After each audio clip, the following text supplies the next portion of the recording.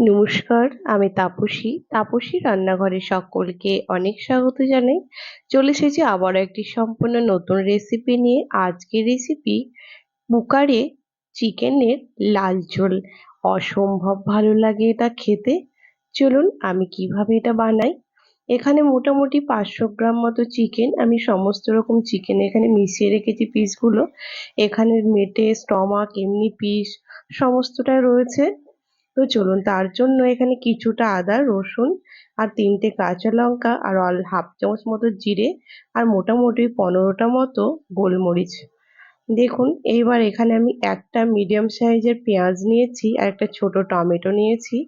একটা আলু আমি টুকরো করে কেটে নিয়েছি। চিকেনের পিসগুলো দেখুন খুব একটা বড়ও নয়, মোটামুটি। আর আদা রসুনটাও দেখুন বেটে নিয়েছি। আর জিরে আর গোলমরিচটাও আমি বেটে নিয়েছি। এবার চিকেনের মধ্যে এক এক করে এখানে আমি দিয়ে দেব পেঁয়াজ আর দিয়ে দেব এখানে আমি টমেটো। সমস্ত রকম মশলাগুলোই এই চিকেনের মধ্যে আমি এখানে দিয়ে দেব। আর এই চিকেনটা আমার করার কারণ, এই চিকেনটা বিশেষ করে আমার ছেলে খেতে ভীষণ ভালোবাসে। সে আমাকে বলেছিল, মা কুকারে আমাকে একটু লাল লাল সেই চিকেনটা করে দেবে। তার জন্য দেখুন একটা তেজপাতা দিয়ে দিলাম, ছোট চামচের 1 চামচ দিয়ে দিলাম ধনে গুঁড়ো। তবে আপনাদের কাছে কাঁচা গোটা ধনে থাকলে সেটা বেটেও দিতে পারেন। 1.5 চামচ মতো দিলাম কাশ্মীরি লঙ্কা গুঁড়ো, 1 চামচ দিলাম হলুদ গুঁড়ো, এখানে 1 চামচ দিয়ে দিলাম নুন, আর এখানে 2 চামচ দিয়ে দিলাম টক দই। তবে আপনাদের কাছে টক দই না থাকলে টমেটোর পরিমাণটা একটুখানি বাড়িয়ে দেবেন। 2 চামচ দিয়ে দিলাম সর্ষের তেল। ভালো করে এবার চিকেনটাকে এখানে আমি মাখিয়ে নেব। এই চিকেন রান্নাটা খেতে এতটাই অসাধারণ লাগে, আপনারা এখানে মানে গরম গরম ভাতের সঙ্গে বলুন বা রুটি পরোটার সঙ্গে কি যে অসাধারণ লাগে খেতে, একবার না বানিয়ে খেলে বুঝতেই পারবেন না। তো দেখুন চিকেনটা কিন্তু একদম ভালো করে এখানে মাখিয়ে নিয়ে মোটামুটি আমি ওই আধা ঘন্টা মতো রেখে দেব। তো দেখুন ভালো করে মাখিয়ে নিয়ে এবার চিকেনটাকে রেখে দিলাম। চিকেনটা এবার রেখে দিয়েছিলাম মোটামুটি আধা ঘন্টার জন্য। এবার চিকেনটাকে রান্না করে নেব। আর অবশ্যই চিকেনটাকে আমি কুকারে রান্না করব, কারণ আপনাদের বলেছিলাম যেহেতু ছেলে কুকারে খেতে চেয়েছিল। আর এই রান্নাটা কুকারে করলেই অসাধারণ একটা টেস্ট হয়। দেখুন আমি এখানে দিয়ে দিলাম কিছুটা পরিমাণ সর্ষের তেল। আমি কিন্তু খুব একটা তেলের মধ্যে দিইনি, খুব কম তেল মশলা দিয়ে রান্নাটা করব। দিয়ে দিয়েছিলাম তেলের উপর 1 চামচ এখানে আমি দিয়েছিলাম প্রথমেই চিনি, আর হাফ চামচ এখানে দিয়ে দিলাম জিরে। কয়েক সেকেন্ড ফোড়নটাকে নাড়াচাড়া করার পরেই এবার যে চিকেনটা আমি ম্যারিনেট করে রেখেছিলাম সেটা দিয়ে দেব। কখনো যদি ভালো না লাগে, আমাদের মেয়েদের অনেকেই সময় আছে যে আমাদের কিছুতেই ভালো লাগছে না করতে, তো ভালো না লাগার মধ্যে এই চিকেনটাও করে নিতে পারেন। ওই টুকটুক করে মাঝে মাঝে শুধু একটুখানি নাড়িয়ে দেওয়ার পালা, আর কিন্তু কোনো কিছুই করতে লাগবে না। বা অনেক সময় শরীর অসুস্থতার কারণে অনেক কিছু আমাদের করতে ভালো লাগে, বা বিশেষ করে ব্যাচেলারদের জন্য বা একা যারা রান্না করে খান তাদের জন্য এই চিকেনটা কিন্তু একটা পারফেক্ট রান্না। খুব কম তেল মশলা এবং খুব সহজেই রান্না করে নেওয়া যায়, এবং খুব একটা বেশি এখানে কোনো রকমভাবে নাড়াঘাটারও কোনো প্রবলেম নেই। মাঝে মাঝে একটু আধটু নাড়া দিলেই যথেষ্ট। দেখুন মিডিয়াম আঁচে বেশ কিছুক্ষণ ধরে আমি এখানে ঢাকা দিয়ে দিয়ে কিন্তু ভালো করে নাড়িয়ে নিয়েছিলাম। এবার চিকেনটাকে আমি আবারও ভালো করে নাড়াচাড়া করে নেব। আর নাড়াচাড়া করে নিয়ে আমি এখানে ভালো করে চিকেনটাকে আবারও ভালো করে নাড়াচাড়া করে নেব।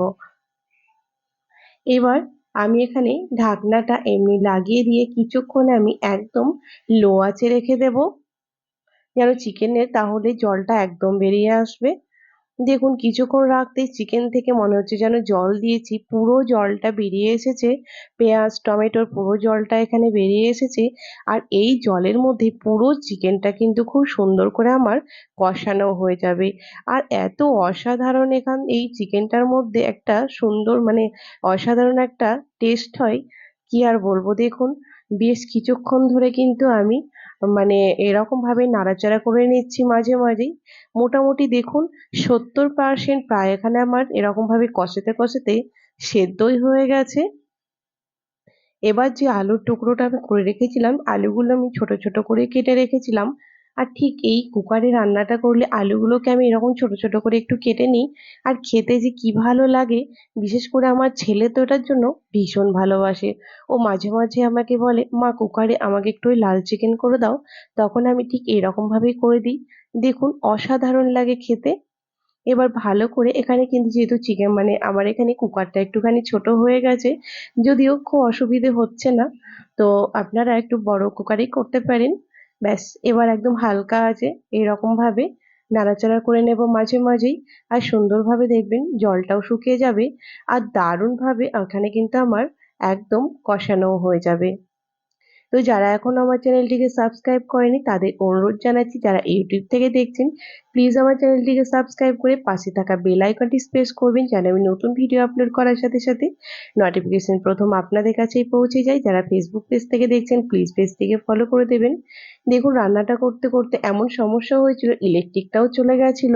মানে ইলেকট্রিকটা চলে গেছিল বলে ভুল কথা, বাড়িতে ইলেকট্রিকের কাজ হচ্ছিল, যার জন্য তখন তাদের মেন সুইচটা নামাতে হয়েছিল। যার জন্য জানালার আলোতেই এখানে দেখুন রান্না করছি। আর পাশে দুটো এলাচ, দুটো লং, একটু দারুচিনি আমি শিলে বেটে নেব। দেখুন চিকেনটা কিন্তু সুন্দরভাবে একদম কষানো হয়ে গেছে। আর দেখুন তেলটাও দেখেই বুঝতেই পারছেন হালকা হালকা একদম সুন্দরভাবে তেলটাকে ছেড়ে দিয়েছে। আর কি সুন্দর চিকেন থেকে একটা স্মেল আসছে, কি যে ভালো লাগছে দেখুন, একদম সুন্দরভাবে কষানো হয়ে গেছে।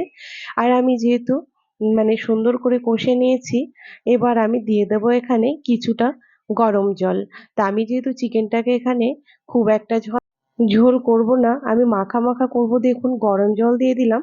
এই জলটার মধ্যেই আমি যেহেতু হাতাটাকে রাখছিলাম, তাই মানে চিকেনেরই তো যাই হোক, দেখুন আর একটুখানি জল এখানে আমি দেব। আর এখানে ফুটলেই কিন্তু একদম একটুখানি মাখা মাখা হয়ে যাবে।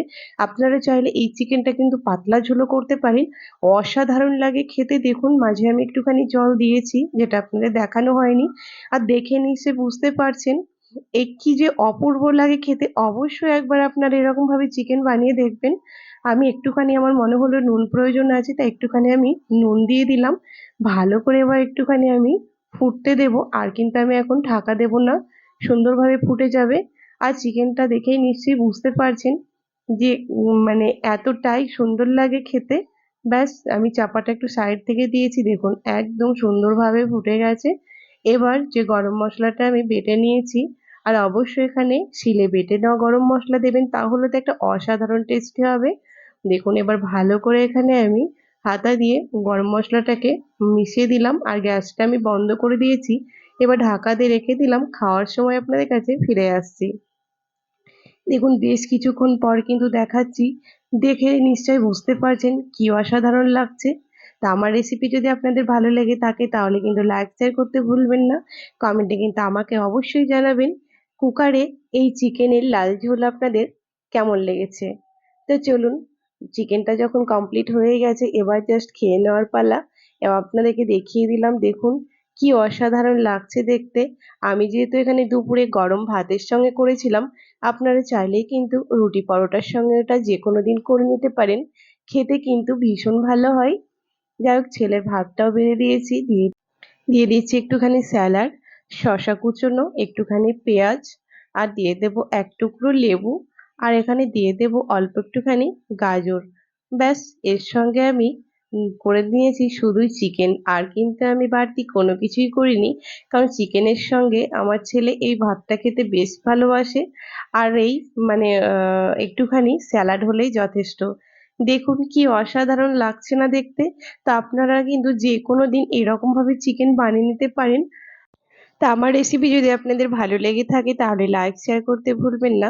কমেন্টে আমাকে অবশ্যই জানাবেন এই চিকেনের রেসিপি আপনাদের কেমন লেগেছে। ভালো লাগলে কিন্তু আপনারাও বানিয়ে নেবেন। তো আজকের রেসিপি এই পর্যন্তই ছিল।